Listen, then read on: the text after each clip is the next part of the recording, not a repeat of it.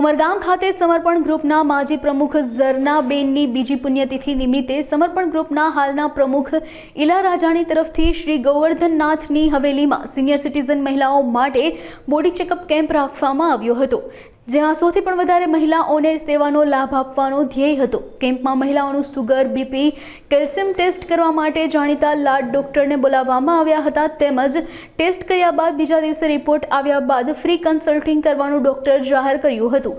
Camp બાદ સાંજે સમર્પણ ગ્રુપ દ્વારા તલાશરી પાસેના વસા ગામમાં તેના ગ્રામજનોની જરૂરિયાતોને ધ્યાનમાં લઈને વરસાદની ઋતુમાં સોલાર ચાર્જિંગવાળી બેટરી 50 ઘરોને ભેટ આપવામાં આવી હતી, તેમજ 1 થી 7 ધોરણના છોકરાઓને વરસાદના સિઝનમાં વરસાદના ચપ્પલ તેમજ રેઇનકોટ અને સ્ટેશનરી ગિફ્ટમાં આપવામાં આવી હતી। જય શ્રી કૃષ્ણ। આજે અમારે સતત સેવા કાર્ય કરતો સમર્પણ ગ્રુપ દ્વારા અષાઢી બીજના પાવન પર્વ પર અમારા સ્થાપક પ્રમુખ શ્રી ઝરણાબેન શાહ, જેમની બીજી પુણ્યતિથિ નિમિત્તે અમારા વર્તમાન પ્રમુખ શ્રી ઇલાબેન રાજાણીના માર્ગદર્શનમાં અને ડૉક્ટર ગૌરવ લાડના સાનિધ્યમાં ગોવર્ધનનાથજીની હવેલી જીઆઈડીસી કોલોનીમાં ફ્રી મેડિકલ ચેકઅપ કેમ્પ રાખવામાં આવ્યો છે। સંપૂર્ણ આરોગ્ય તપાસ ફ્રી રાખવામાં આવ્યો છે સિનિયર સિટીઝનોમાં। એમાં આજે સિનિયર સિટીઝનોની તપાસ થઈ રહી છે।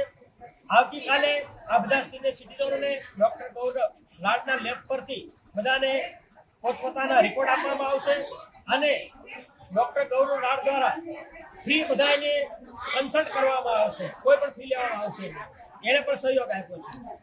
એ સિવાય આજે બપોર પછી અમારા સમર્પણ દ્વારા આદિવાસી વિસ્તારમાં એક સ્કૂલની અંદર બાળકોને રેનકોટ ફ્રી વિતરણ કરવામાં આવશે। એ સિવાય એક તલાસરી તાલુકાના આદિવાસી ગામની અંદર અસહાય જે જરૂરિયાતમંદ લોકો હોય, જેના ઘરે લાઇટ ન હોય, એવા લોકોને ચાર્જિંગ બેટરી પણ અર્પણ કરવામાં આવશે। તો આજે આખો દિવસ સમર્પણ ગ્રુપ દ્વારા સિનિયર સિટીઝનોનો, વિદ્યાર્થીઓની અને ગરીબ આદિવાસીઓની સેવા માટે આખો દિવસ કાઢવામાં આવ્યો છે।